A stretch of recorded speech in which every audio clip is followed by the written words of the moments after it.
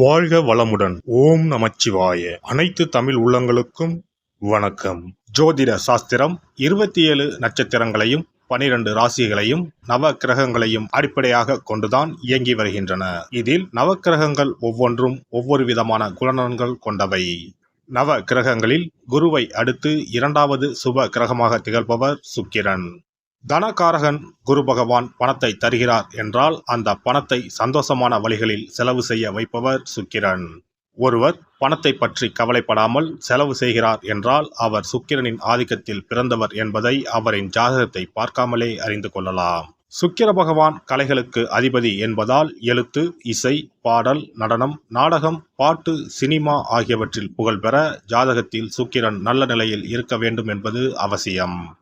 சுக்கிர பகவான் ஜாதகத்தில் எந்த நிலையில் இருந்தாலும் ரிஷபம், துலாம், மிதுனம், கன்னி, மகரம் மற்றும் கும்பம் ஆகிய 6 ராசிக்காரர்களுக்கு துன்பத்தை விளைவிப்பதில்லை.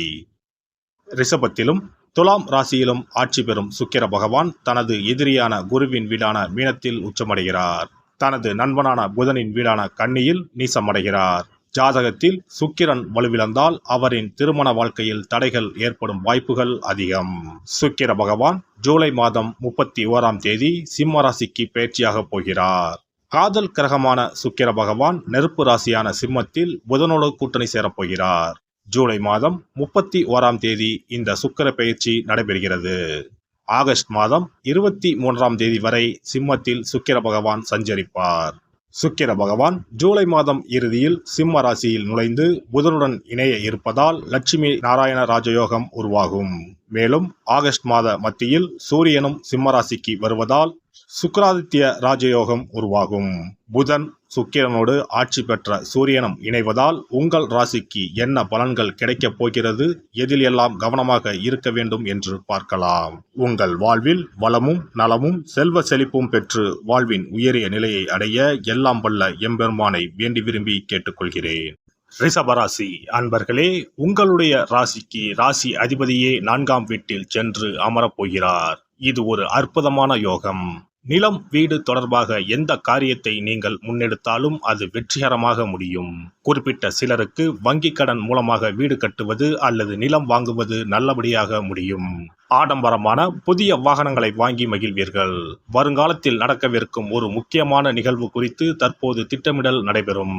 கேட்ட இடத்தில் கடன் கிடைக்கும். குல தெய்வத்தின் அருள் உண்டு. வீட்டை புதுப்பித்தல், வீட்டிற்கு தேவையான பொருள் வசதிகளை செய்து தரல் போன்றவற்றை செய்வீர்கள். பணவரவு அதிகரிக்கும். குடும்பத்தில் உற்சாகமும் மகிழ்ச்சியும் நிறைந்திருக்கும். அரசாங்க காரியங்கள் அனுகூலமாக முடியும். தந்தை வழி உறவினர்களின் வருகை மகிழ்ச்சியுடன் ஆதாயத்தையும் உண்டாக்கும். சிலருக்கு குலதெய்வ பிரார்த்தனைகள் நிறைவேற்றும் வாய்ப்பு ஏற்படும். வழக்குகளில் இருந்த பிற்போக்கான நிலை மாறி முன்னேற்றம் உண்டாகும். கணவன் மனைவிக்கு இடையே ஏற்பட்டிருந்த கருத்து வேறுபாடுகள் மறைந்து அந்யோன்யம் அதிகரிக்கும். சிலருக்கு எதிர்பாராத பணவரவுக்கும் ஆடை ஆபரணங்களின் சேர்க்கைக்கும் வாய்ப்பு உண்டு. எதிரிகளால் ஏற்பட்ட இடையூறுகள் நீங்கும். தந்தையிடம் எதிர்பார்த்த உதவிகள் கிடைக்கும். மற்றவர்களுடன் பேசும்போது வீண் மன வருத்தம் ஏற்பட வாய்ப்புள்ளதால் பேச்சில் நிதானம் தேவை. வாகனத்தில் செல்லும் போது கூடுதல் கவனம் தேவை. இரவு நேரங்களில் பயணம் செய்வதை தவிர்க்கவும். வெளிநாட்டிலிருந்து எதிர்பார்த்த நல்ல செய்தி கிடைப்பதற்கு வாய்ப்பு உண்டு. அலுவலகத்தில் உற்சாகமான சூழ்நிலையே காணப்படும். சக ஊழியர்கள் உங்களிடம் ஆலோசனை கேட்டு செயல்படுவார்கள். அதிகாரிகள் அனுசரணையாக இருப்பார்கள். சிலருக்கு எதிர்பாராத பதவி உயர்வுக்கும் ஊதிய உயர்வுக்கும் வாய்ப்பு உண்டு. தொழில் வியாபாரம் நன்றாகவே இருக்கும். விற்பனையும் லாபமும் அதிகரிக்கும். வியாபாரத்தை விரிவுபடுத்த நினைப்பவர்கள் அதற்கான முயற்சிகளில் ஈடுபடலாம். பங்குதாரர்களிடம் எதிர்பார்த்த உதவிகள் கிடைக்கும். பணியாளர்களின் ஒத்துழைப்பு நன்றாக இருக்கும். அரசாங்க வகையில் அனுகூலமான பலன்கள் ஏற்படும். பெண்களை பொறுத்தவரை கணவரின் அன்பும் அரவணைப்பும் கிடைக்கும். புகுந்த வீட்டில் உங்கள் செல்வாக்கு அதிகரிக்கும்.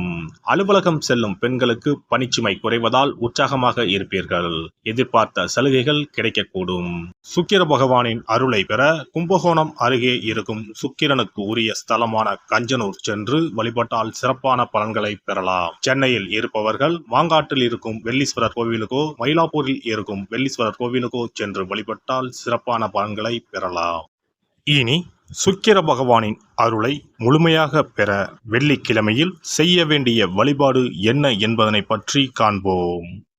வெள்ளிக்கிழமை என்பது தெய்வ வழிபாட்டிற்கு உரிய நாளாகும். அதிலும் குறிப்பாக மகாலட்சுமியை வழிபடுவதற்கு சிறப்பான கிழமையாக கருதப்படுகிறது. நமக்கு செல்வத்தை வாரி வழங்கக்கூடிய மகாலட்சுமி தேவியும் குபேரனும் நம்முடைய பூர்வ ஜென்ம கர்ம வினைக்கு ஏற்ப பலாபலன்களை கொடுக்கிறார்கள். அதை அனுபவிக்க செய்யும் பொறுப்பு சுக்கிர பகவான் பார்த்து கொள்கிறார். ஒருவர் செல்வந்தராக இருப்பதற்கு ஜாதகத்தில் சுக்கிரன் அருள் கட்டாயம் இருக்க வேண்டும். சுக்கிரனுடைய அருள் பெற வெள்ளிக்கிழமையில் சுக்கிரஹோரை வரும் நேரத்தில் இவ்வாறு வழிபாடு செய்தால் சுபபோக வாழ்க்கையை அனுபவிக்க முடியும். ஒருவருடைய ஜாதகத்தில் சுக்கிரன் நீச்சம் பெற்றால் உடல் ரீதியான ஆரோக்கிய ரீதியான பாதிப்புகள் ஏற்படும். சொத்து சுகங்கள் எவ்வளவு இருந்தாலும் அதை முழுமையாக அனுபவிக்க முடியாமல் செய்துவிடும். பெரிய பெரிய பணக்காரர்களை எடுத்துக்கொண்டால் அவர்களிடம் எவ்வளவு காசு கொட்டி கிடந்தாலும் சுக்கிர தசை இல்லை என்றால் அவ்வளவு பணமும் வீண் விரயமாகத்தான் போகும்.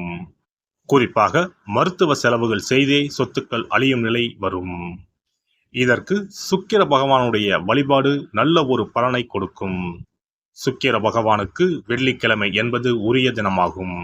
சுக்கிரன் அருள் பெற வீட்டில் வெள்ளி பொருட்களை பயன்படுத்துவது நலமாகும். வெள்ளியில் சுக்கிரன் வசிப்பதாக ஐதீகம் உள்ளது. வெள்ளி பொருட்கள் கொண்டு பூஜை செய்தால் சகல சௌபாக்கியங்களும் உண்டாகும். சுக்கிர வழிபாடு செய்ய நினைப்பவர்கள் காலை 6 மணி முதல் 7 மணி வரையிலான காலம் சுக்கிரஹோரை ஆகும். அதனை தவறவிட்டால் மதியம் 1 மணி முதல் 2 மணி வரை சுக்கிரஹோரை நிகழ்கின்றது.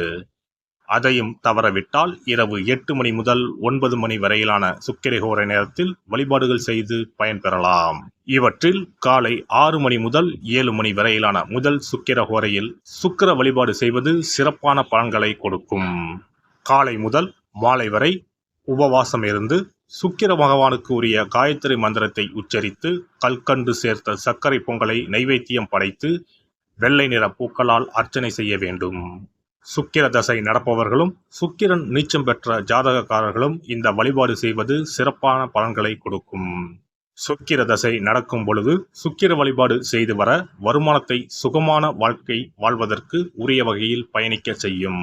வீடு நிலம் வாங்குவது, ஆடம்பர பொருட்கள் சொத்துக்கள் போன்றவற்றை வாங்க வைக்கும். அதுவே சுக்கிரன் நீசம் பெற்ற காலத்தில் இந்த வழிபாடு செய்பவர்களுக்கு வீண் விரயங்கள் இல்லாமல் ஓரளவிற்கு வறுமையிலிருந்து பிழைக்கச் செய்யும். வெள்ளிக்கிழமையில் நவக்கிரக கோவிலுக்கு சென்று சுக்கிர பகவானுக்கு வெள்ளை வஸ்திரம் சாற்றி வழிபாடு செய்யலாம். வெள்ளை நிற நைவேத்தியங்கள் தயார் செய்து கோவிலில் வரும் பக்தர்களுக்கு தானம் செய்யலாம். இவ்வாறு செய்து வர சுக்கிரனின் முழு அருளும் கிடைக்கப் பெற்று வாழ்வில் உயரிய நிலையை அடைவீர்கள். எல்லாம் வல்ல இறையருளால் நீங்களும் உங்கள் அன்பு குடும்பமும் உடல் நலம், நீலாயுள், நிறை செல்வம், உயர் புகழ், மெய்ஞானம் ஓங்கி வாழ்க வளமுடன். இந்த வீடியோ பதிவு உங்களுக்கு பிடித்திருந்தால் லைக் பண்ணுங்க, கமெண்ட் பண்ணுங்க, ஷேர் பண்ணுங்க, மறக்காம சப்ஸ்கிரைப் பண்ணுங்க, பக்கத்துல இருக்கிற பெல் பட்டனை கிளிக் பண்ணுங்க. நன்றி, வணக்கம். ஓம் நமச்சிவாய. சிவாய நம.